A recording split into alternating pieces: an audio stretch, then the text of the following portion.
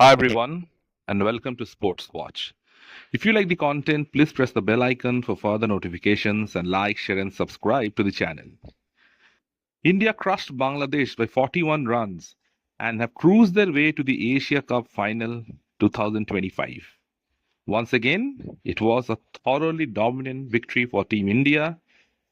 This time, thanks to the bowlers who managed to restrict Bangladesh to 127 runs only. Abhishek Sharma was once again in scintillating form as he dispatched the Bangladeshi bowlers to all parts of the ground for a swashbuckling 77 of 35 balls. His innings was the difference between the two teams. Both Gill and Sharma got the innings off to a flying start. After 3 overs, there were only 12 runs for no wickets. Then, in the next 3 overs, the acceleration was such that they scored 55 runs of the next 3 overs. So there is over 77 runs in the power play. It was a great momentum for Team India, but unfortunately they couldn't sustain that.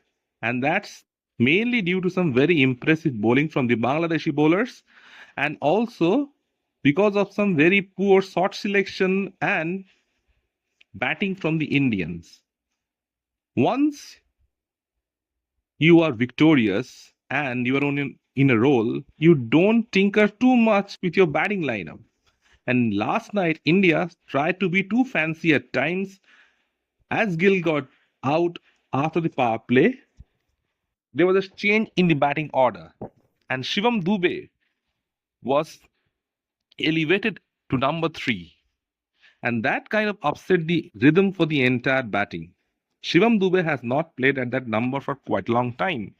When you have the likes of Tilak Verma, Hardik Pandya, Suryakumar Yadav, what was the need to elevate Shivam Dube up the order? And Dube was dismissed cheaply. And then Suryakumar Yadav too. He was in no sort of form. In the current setup, the kind of form that Surya is in, if he hadn't been captain, he would have probably been benched. Rinku Singh is any day a better option than Suryakumar Yadav at this point of time. In his last 10 innings with the bat in T20 cricket, Surya averages only 12. And at some point of time, the Indian think tank has to really consider his effectiveness at number three. The right decision would have been to let Tilak Verma bat in at three and Surya Kumar Yadav at four. And then you could go from there on in with Samson, Pandya, and Dube to do the finishing touches. But Gambhir and company tried to be too cute, and it almost ended up biting them in the backside because Bangladesh is bowled really well in the middle overs. India were 102 for 2 wickets at the end of 10 overs, and at one point of time, it looked like they would easily cruise to 200. But then came the breaks. The best way to stop the run rate from boiling over is by picking up wickets. And Bangladeshis got some crucial wickets in the middle stages. Suryakumar Yadav was caught down the leg side and could manage only 5 runs of 11 balls. Tilak Verma was also dismissed cheaply. And Abhishek Sharma, he's run out thanks to a brilliant piece of fielding from Saif Hassan at point was the turning point in the innings. Had Abhishek Sharma been there, India would have easily gone to a total of nearly 190 to 200.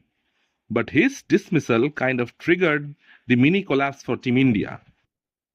Now, teams would look at this and analyze that if they get Abhishek Sharma out very cheaply, then the entire Indian batting lineup would be under immense pressure. In this Asia Cup, Abhishek Sharma has got the innings off to a flyer. He himself has a strike rate of nearly 200 throughout the 4 matches that have been played. So that is exceptional. So whenever he's batting, he's scoring almost 30 to 35 runs of 15 balls in every game. That's a huge momentum for the next couple of players to come in to take a little bit of time and settle into their innings. But if Abhishek Sharma gets out cheaply, then who will be that next player to carry on that momentum? That will be a big question. And by the law of averages, Abhishek Sharma is bound to fail at some point of time. He has scored now back to back 50s against Pakistan and Bangladesh. And in both these matches, he has been the player of the match and the difference between the two sides. But India need him to fire at full cylinders in the final. So, by the law of averages, if he were to fail, let him fail in the game against Sri Lanka. And whoever wins between Bangladesh and Pakistan would go to the final. Once again, on 28th September, that is on Sunday. India has booked their way to the finals, but still, India haven't looked particularly at their best in the entire tournament yet. Yes, their batting has been exceptional, but they have missed plenty of catches. At the Dubai Stadium in the Ring of Fire, catching is an issue for many teams. But India has dropped some pretty easy catches. And last night also they dropped 5 catches. Saif Hassan smashed 5 sixes in his knock of 69. But he was given life 3 to 4 times as India kept on dropping catches. Even Sanju Samson with the wicket-keeping glove dropped a catch. So the fielding remains a concern, especially in knockout games where the pressure would be extremely high. A drop catch can become a deciding factor of a team winning the match and losing it. In the last 2 matches alone, India have dropped 10 catches. That is a very poor display of fielding by any standards. Even in their bowling, Jasprit Bumrah hasn't been up to his best. Yes, he managed to pick up a couple of wickets last night, but still, Bumrah looks like he's short of confidence. And one thing that has changed in this tournament, unlike the other tournaments that he plays, batters have started to take him on. They are no longer willing to play him safely, negotiate his overs off, and go for the bowling at the other end. Rather, they're trying to dominate him and thereby put more pressure on the Indian bowling. In this tournament, Bumrah has bowled his 3 overs up front with the new ball. And he has been expensive in some of the matches, especially in his last game against Pakistan. He went for 45 runs of his 4 overs. That is the most expensive spell of Bumrah in quite a while. And even last night, though he did pick up 2 wickets, he was still a bit rusty.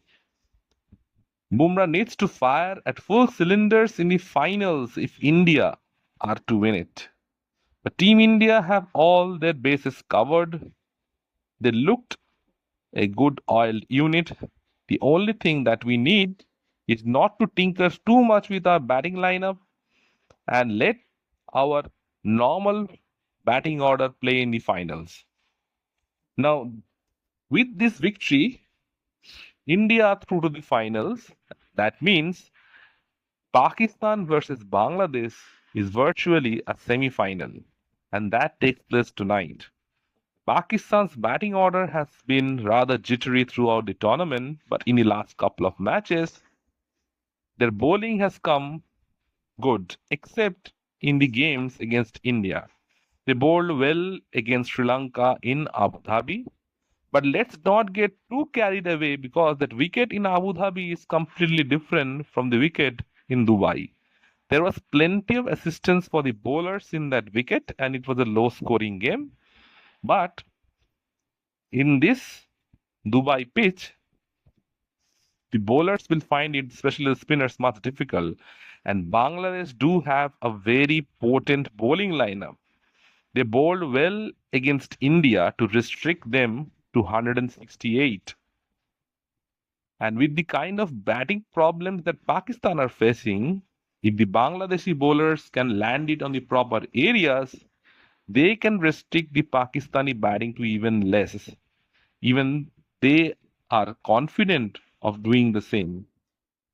So, who will face India in the finals of the Asia Cup? Will it be Pakistan or will it be Bangladesh? Let me know in the comment section what you feel. And if you like the content, please like, share, and subscribe to the channel.